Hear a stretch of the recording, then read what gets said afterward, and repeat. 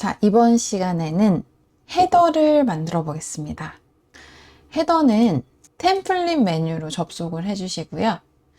여기에 새 템플릿 추가 버튼 눌러주신 후에 여기서 유형 선택 셀렉 박스를 선택해 주신 다음에 여러 가지가 있습니다. 뭐 아카이브, 뭐 컨테이너, 404 페이지, 뭐 여러 가지가 있는데 이 중에 헤더를 선택해서 템플릿 이름을 지정해 주세요. 공용 헤더라고 하겠습니다. 공용 헤더.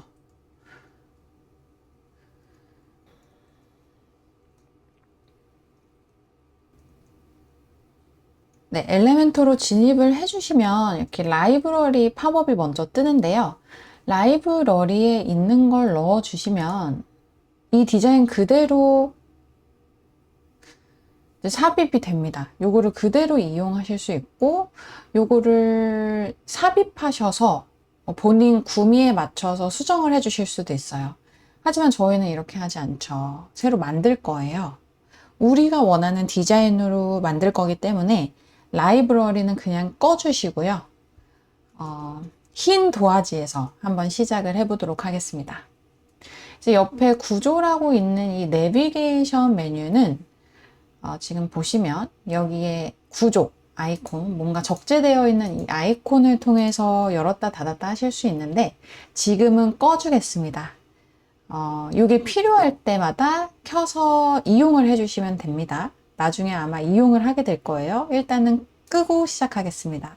이제 엘레멘토를 사실 우리가 처음으로 이용을 해보는 거예요. 그래서 많은 이 메뉴들이 굉장히 생소하실 텐데 처음부터 모든 걸 설명드릴 순 없고 만들어 가면서 채워나가는 그런 과정을 거치도록 하겠습니다.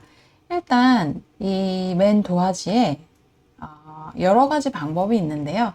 여기에서 플러스 버튼을 하면 어떤 레이아웃을 사용하겠습니까? 라고 뜹니다. 그래서 플렉스 박스가 있고 그리드가 있습니다. 보시는 것과 같이 플렉스 박스는 뭔가 더 플렉서블한 그런 레이아웃을 만들 수 있는 거고, 그리드는 딱 뭔가 짜여진 격자 모양으로 만드는 건가 보다 라는 게 눈에 좀 보이실 거예요. 그래서 그 정도만 알고 지나가시면 될 것 같고요. 저희는 플렉스 박스를 기본으로 헤더를 만들 예정입니다. 그래서 플렉스 박스 눌러주시면 구조를 선택하게 나와 있어요. 뭐 여러 가지 구조, 내가 원하는 구조를 선택을 할 수 있는데요. 이렇게 첫 번째 아래 화살표가 되어 있는 것은 아래로 요소를 쌓겠다. 그리고 이렇게 오른쪽으로 되어 있는 것은 행방향으로 오른쪽으로 요소를 쌓아 나가겠다 라는 이야기입니다. 그리고 이렇게 뭐 두 개로 쪼개져 있고 뭐 이렇게 비율대로 또 쪼개져 있고 한 것들은 이 구조 그대로 우리가 요소를 삽입해서 사용할 수 있는 그런 어떤 틀이라고 생각하시면 됩니다. 근데 저희의 헤더 구조는 아래로 쌓이는 구조이기 때문에 이 첫 번째 거를 선택해 보도록 하겠습니다. 이거는 나중에 옵션에서도 얼마든지 바꾸실 수 있는 부분이거든요. 참고해 주시면 될 것 같고요. 자, 이렇게 플렉스 박스를 하나 만들어 준 다음에 여기에 보시면 컨테이너 편집이라고 떠 있죠. 이 박스가 컨테이너입니다. 그래서 이 박스를 편집하는 창이다 라고 생각하시면 돼요. 컨테이너 박스 편집에는 첫 번째 탭에는 레이아웃이 있고요. 두 번째는 스타일, 고급 설정이 있습니다. 요거는 만들어 가면서 어떤 것들이 이 안에 있구나 라는 것을 익혀 가시면 되겠습니다. 일단은 여기서 빠져나올 거고요. 이 플러스 버튼을 누르면 요소 추가를 할 수 있습니다. 요소 추가를 눌러주시고, 보통은 사이트 지금 헤더를 만드는 거기 때문에 사이트에 관련된 이런 요소들이 또 있죠. 섹션이 나눠져 있어요. 사이트 요소, 뭐 레이아웃 요소, 기본 요소, 뭐 이렇게 좀 보기 좋게 나누어져 있고요. 여기서 사이트에서 사이트 로고, 우리는 로고가 없으니까 사이트 타이틀을 넣어주도록 하겠습니다. 그럼 딱 이렇게 들어가죠. 만약에 로고를 사용하고 싶은 분이 있으시면 사이트 로고를 넣어주시면 돼요. 그런 부분들은 자신의 홈페이지 컨셉에 맞게 조정을 해주시면 됩니다. 네, 사이트 타이틀을 넣었어요. 이렇게 선택을 해주시면 왼쪽에 편집창이 뜹니다. 그래서 사이트 타이틀을 누르면 사이트 타이틀에 대한 편집창이 뜨고요. 여기에 이 점배기 6개를 눌러주시면 컨테이너에 대한 편집창이 뜹니다. 일단 사이트 로고에 대한 걸 한번 편집해 볼게요. 자, 콘텐츠 부분에서는 제목은 사이트 타이틀이라고 적혀져 있고요. 링크를 사이트 URL로 연결하게 되어 있습니다. 요거는 이제 사이트 타이틀을 넣었기 때문에 편리하게 이용할 수 있게 다 설정이 미리 되어 있어요. 그리고 HTML 태그는 H2로 되어 있습니다. 보시면 H1부터 H6까지 있고 뭐 div, 스팸, p 뭐 이런 것들이 있는데 일단은 H2로 설정을 하고 넘어가도록 하겠습니다. 우리가 나중에 메인용 헤더를 하나 더 만들 거거든요. 그때 이제 디테일하게 좀 설명을 해드리도록 할게요. 자, 스타일로 가면 이 타이틀에 대한 스타일을 편집할 수 있습니다. 여기에서 우리는 폰트 크기는 16으로 되어 있는데요. 폰트 크기를 20으로 해주도록 하겠습니다. 그리고 굵기는 700. 좀 굵게 표현을 할 거고요. 그리고 선 높이는 우리가 문장을 쓰는 건 아니기 때문에 그냥 내 키만큼 같게 하는 높이로 설정을 하도록 하겠습니다. 1EM으로 설정을 해주세요. 지금 여기 표기가 픽셀로 자꾸 되는데 사실 들어가 보면 EM에 이제 체크가 되어 있거든요. 그래서 EM으로 체크를 해주시면 됩니다. 하시고 이 단어 간격이 아니고 글자 간격입니다. 그래서 요거는 편집을 좀 해줘야 될 것 같은데 일단은 지금 오른쪽에 보시면 요소 추가 오른쪽에 보시면 사이트 설정이 있습니다. 사이트 설정 들어가셔서 바로 우리 저번 시간에 했던 사이트 설정을 여기서 해주실 수 있는데요. 전역 글꼴의 기본으로 들어가셔서 단어 간격이 아니고 글자 간격입니다. 글자 간격으로 모두 변경해 주시면 될 것 같습니다. 나머지는 그거 설정을 안 해줬군요. 네. 기본에서만 이제 변경을 해주시면 되겠습니다. 기본에서만 글자 간격을 수정을 해주시고요. 자, 다시 X를 누르면 다시 헤더를 수정할 수 있는 곳으로 돌아올 수 있습니다. 클릭해 주시고 타이포그래피 보시면 지금 단어 간격으로 들어가 있는데 요거 지워주시고 글자 간격으로 변경을 해주세요. 네, 이렇게 하면 이제 타이틀 부분이 완료가 된 거고요. 다시 요소 추가를 눌러서 이번에는 워드프레스 메뉴라는 요소가 있습니다. 요거를 한번 넣어주도록 할게요. 짠! 이렇게 메뉴가 들어왔어요. 우리가 메뉴를 설정해 놨죠. 그거가 그대로 들어간 거예요. 메뉴가 있습니다. 여기에 우리가 설정한 메인 메뉴를 선택했기 때문에 이렇게 나오는 거고요. 메뉴를 여러 개를 생성해 놓으면 거기에서 선택해서 사용을 할 수가 있습니다. 노출을. 그래서 만약에 푸터에서는 다른 메뉴를 사용할 거다 이러면은 여기에서 선택을 해주시면 됩니다. 네, 이 요소를 사용해서 메뉴만 변경해 주시면 되겠죠. 레이아웃은 지금 가로형으로 되어 있기 때문에 세로형으로 바꿔주시고 그리고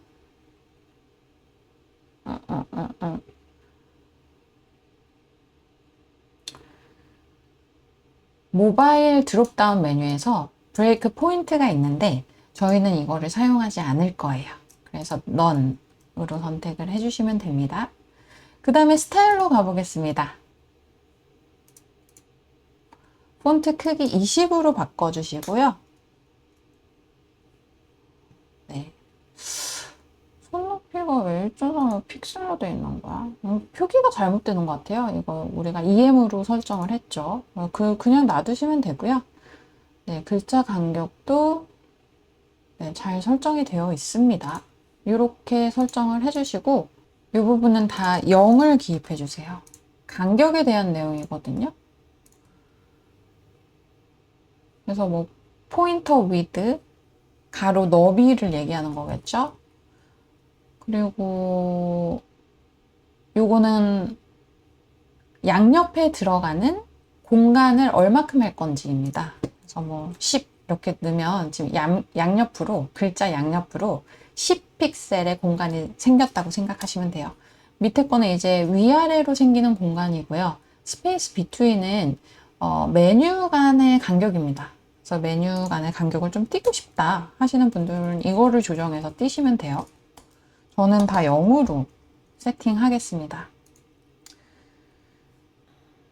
그리고 여기에 이제 두 번째 탭스로 있는 메뉴가 따로 없기 때문에 드롭다운 메뉴는 설정하지 않으셔도 됩니다. 이렇게 설정을 해주시고요. 네, 여기까지 해주시면 스타일도 세팅이 끝났습니다. 너무 간단하죠. 이제는 이거를 이 왼쪽 구석에 한번 딱 붙여볼 거예요. 컨테이너 편집을 선택을 해주신 다음에 컨텐츠 너비를 전체 너비로 선택해 주시고 폭을 픽셀 단위로 바꿔주신 다음에 455 픽셀로 설정을 하겠습니다. 그리고 간격은 40을 입력해 주세요. 이 간격은 요소 간의 간격이거든요. 그래서 요소와 요소 간의 간격을 40으로 하겠다. 칼럼 간의 간격을 40, 열 간의 간격을 40. 만약에 각각 다른 값을 설정해주고 싶으면 요 연결되어 있는 부분을 풀어주시고 뭐 열은 20으로 주겠다. 뭐 이런 식으로 하실 수도 있습니다. 근데 저희는 지금 칼럼은 사용할 일이 없기 때문에 그냥 묶어서 40으로 통째로 준 것입니다. 네, 이렇게 주시고 이번엔 고급으로 가볼 거예요. 여기에서 여백을 줄 건데요. 여백에는 마진과 패딩이 있습니다. 마진은 여기서 말하는 여백이고요. 패딩은 그대로 패딩이라는 걸 가져와서 사용을 했습니다. 코딩에서 요소의 스타일을 주기 위한 CSS에서 사용되는 어떤 규칙 같은 거라고 생각하시면 되고요. 이 노란색 부분이 바로 요소입니다. 그리고 이 요소를 감싸는 안쪽 여백이 바로 패딩이에요. 그리고 만약에 우리가 보더를 주게 되면 테두리죠. 테두리를 주게 되면 그 테두리 바깥으로 이제 여백을 주는 것을 마진이라고 합니다. 그래서 보더를 쓰지 않는다면 사실 여백을 줄 때 패딩이나 마진 둘 중에 하나로 그냥 주시면 됩니다.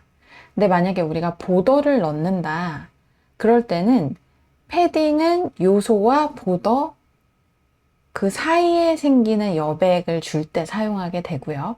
마진은 보더 바깥으로 생기는 여백을 줄 때 사용하게 됩니다. 자, 패딩 값은 35로 주시는데 35를 입력해서 한꺼번에 입력을 해주시고 이 연결을 풀어주세요. 그런 다음에 상단만 32를 주겠습니다. 네, 그렇게 한 다음에 이제 위치 설정을 한번 해볼 건데요. 이 위치를 고정으로 바꿔줍니다. 그러면 뭔가 딱 붙어요. 어딘가 딱 붙게 됩니다. 그래서 지금은 그 딱 붙는 위치가 왼쪽으로부터 0픽셀, 위쪽으로부터 0픽셀 되어 있습니다. 근데 여기 옵션을 보시면 오른쪽으로부터 얼마큼 떨어질지, 퍼센테이지 뭐 이런 걸로도 하실 수 있고 또 하단으로부터 몇 픽셀 이런 것도 설정하실 수 있습니다. 그래서 하단을 만약에 하게 되면 밑에 가서 딱 붙죠. 그래서 상단으로부터 0픽셀로 설정을 해주시고 Z 인덱스를 9로 설정해 주세요. 이거는 이 방향을 X라고 치고 이 방향을 Y라고 치고 지금 화면을 뚫고 위로 올라오는 방향을 Z라고 쳤을 때 보통은 기본이 Z 값은 0이에요. 근데 이거는 9를 주겠다는 말이거든요. 그러니까 다른 요소들이 0일 때 얘는 9니까 항상 위에 올려지는 느낌이 메뉴로 지금 설정을 한 거라고 생각하시면 돼요. 그래서 메뉴는 어떤 다른 요소에도 항상 상단에 놓여지게 설정하기 위해서 Z값을 9로 줬다 라고 이해하시면 됩니다. 이렇게 하시면 이제 헤더의 설정이 끝났습니다. 너무 쉽죠. 마지막으로 이제 공개를 눌러서 저장을 해 주셔야 하는데요. 템플릿 같은 경우에는 페이지나 글과는 다르기 때문에 말 그대로 템플릿, 내 홈페이지에서 여기저기에서 자유자재로 사용할 어떤 요소를 만드는 일이거든요. 그래서 이거를 어디에 적용할지 그 컨디션을 연결을 해 주셔야 돼요. 그래서 어디에 이 템플릿을 보여줄래? 라고 묻는 거거든요. 그래서 컨디션을 더해 주시고 전체 사이트에 적용하겠다 라고 설정을 해 주시면 됩니다. 때에 따라서는 뭐 어떤 특정 페이지에만 적용해야 될 때도 있어요. 이것도 나중에 아마 적용할 일이 있을 테니 나중에 또 실습을 해보도록 하겠습니다. 전체 사이트로 컨디션 설정해 주시고 세이브 버튼 눌러주세요. 네, 보시면 지금 옵션 저장이라는 화살표가 활성화됐죠. 여기에서 페이지 보기로 하면 이제 앞단으로 나가는 거고, 여기서 엘레멘토를 눌러서 워드프레스로 나가실 수 있습니다. 그래서 뭔가 템플릿을 만들었을 때 그 앞단에서 어떻게 보이는지 궁금하다 하실 때는 페이지 보기 눌러주시면 되고요. 나는 워드프레스 어드민 화면 가고 싶다 하실 때는 워드프레스로 나가기 눌러주시면 됩니다. 헤더 만들기를 해보았습니다. 다음 시간에는 푸터를 만들어 보도록 하겠습니다.